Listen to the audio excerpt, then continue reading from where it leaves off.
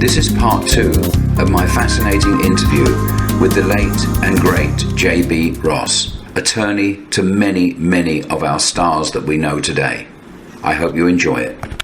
Now, yesterday when we talked, JB, there was something which really hit home with me, and you were telling me about the beautiful, the late Betty Everett. Tell me about that story when I did actually see that last performance when she did it with Jerry Butler. Well, I keep on forgetting the guy from Pittsburgh's name, but there's a fellow in Pittsburgh, and he's the one who does all these public television retrospective, doo-wop and R&B and, everything. He's spread out over the years. And they were doing doo-wop, and they wanted Betty Everett, who hadn't been performing for a while. Betty had cancer. She had a terrible cough. She was still smoking. She couldn't stop. And he wanted her, and she was financially in a very bad place. She wasn't getting huge royalties or anything like that. So, as a matter of fact, the company that she was with, the record company, didn't pay royalties to anybody for about 30 years. But this particular guy wanted Betty. So I negotiated that, and finally I got him up into the thousands of dollars. It became worth it. Betty was thinking that she needed money, for her burial and stuff like that. She knew she was on the way out. So she agreed to go, very nervously agreed to go, but only if I would accompany her. Oh, how lovely. She wanted somebody there to be a friend, to have a friend there. Yes. So I agreed, and we went to Pittsburgh, and the first night she was supposed to perform, and they had violins for her and everything, she couldn't do it. Oh. So the next week we sat with her, we worked with her. The next day, Jerry Butler gave her encouragement. He was very, very sympathetic. And we got her to the stage, and she was all dressed. She looked great. And, she coughed every minute. Yes. Just terrible, hacky cough. But she was there, and, he held her hand, and the spotlight hit them, and she saw the audience, which immediately went nuts. We were all Betty Everett fans and just applauded wildly. And it was just like a flower getting sunshine. She blossomed. And she did Let It Be Me with Jerry. It was a great performance. Then she went on and did the Shoop Shoop song. Yeah, how about that? Probably her signature song. The one video that has always stood out in my mind was that particular video of her performance. And as I said to you, JB, I've watched it probably 100 times, especially knowing that she passed away so soon after it. And she sang absolutely beautifully. And Jerry Butler, together with her, their voices blended so perfectly. And I do remember him holding her hand to help her through the performance. And the audience were going wild at this, and they were applauding as she was singing. It was just an incredible moment, I think, in music history. I agree. I was happy to have been a part of it because she deserves it. And there's a story told that when Berry Gordy was putting together the Supremes, and he was trying to find somebody for the lead, his comment was, find me somebody who sings half as good as Betty Everett, and we've got a winner. Yeah, and he did. He found Diana Ross. So they found somebody. But that's how high Betty Everett was seen at that time. Let me ask you, JB, I've done a lot of interviews with artists and singers and songwriters now, and I really do focus more on the music side because they're fascinating stories. But the sad thing is, with all the musicians union and with all the things that they have to pay into to be able to perform, there is nothing for them. There is no pension. There's no anything at all from all their music. And do they have people advising them on their estates to keep this money and make it work for them in old age? Well, unfortunately, it all depends on who you get. Most of them have management at some time in their career. Some managers are sharks and take advantage of their artists. A lot of the artists in the old days were not too well educated. You know what I mean? Fourth grade, fifth grade level. So they came to rely on the manager. If the manager was altruistic, actually cared about them, that's great. Yeah. I remember a manager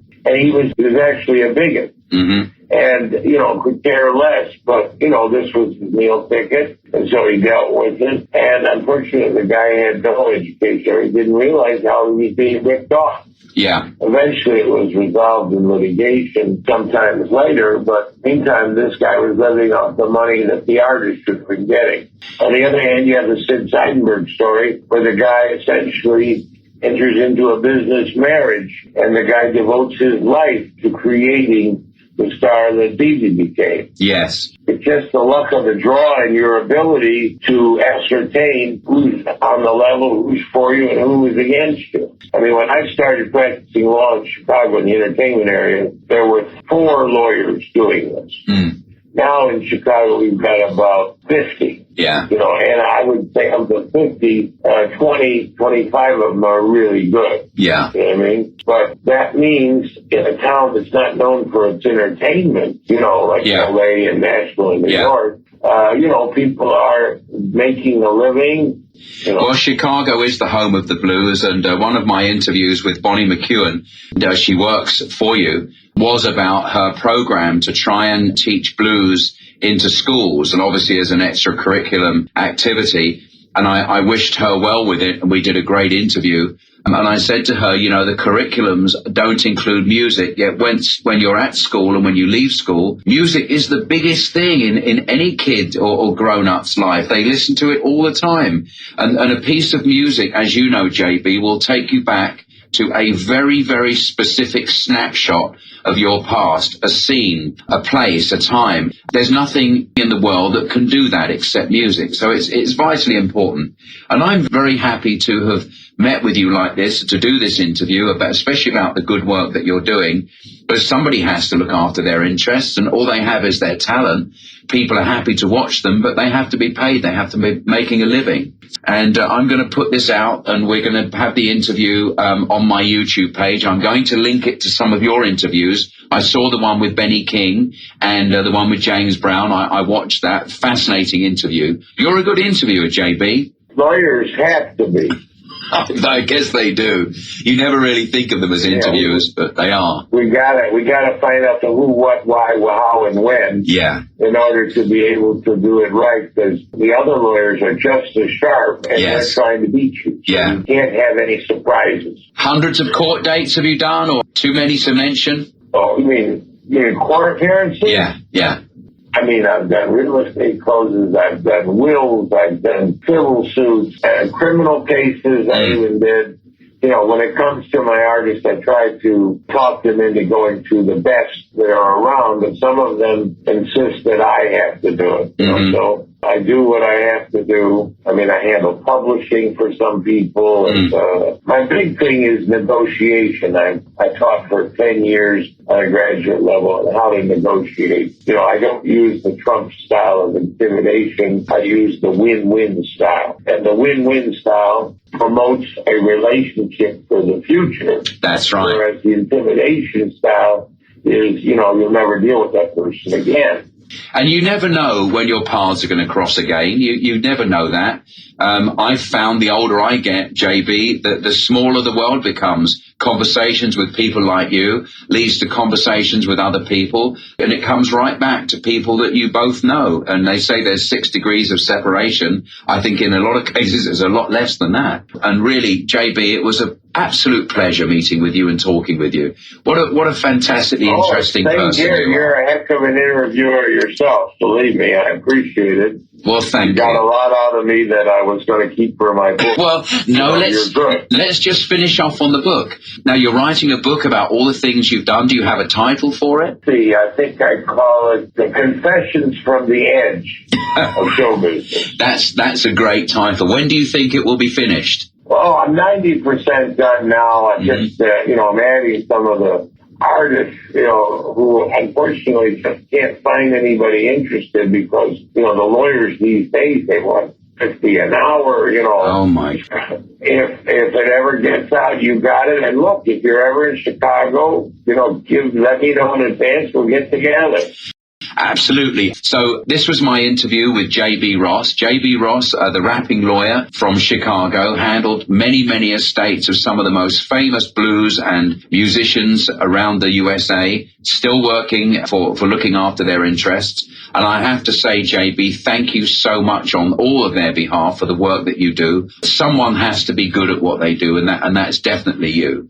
So this was a fascinating interview. Well, JB, thank you so much. Thank you. Thank you so much. And for your listeners, check out my videos and interviews on YouTube. Oh, JB, it's already out there. I've already done that. You have no fear about that. This is a must watch. It's one of the funniest videos, especially when you know that it's a lawyer making this rapping video. It was a work of art. I loved it. Thank you. Thank you. Well, that was the end of part 2 of my interview with the fascinating J.B. Ross. Sadly, I have to say that J.B. passed away before he could hear the final version of our interview. But he was a legend. He worked with so many stars that we all know and love. He did a lot of good work for them, making sure they got their money, their royalties, and many other ways in which he helped them. He also was instrumental in naming some of them, like Mr. T and B.B. King.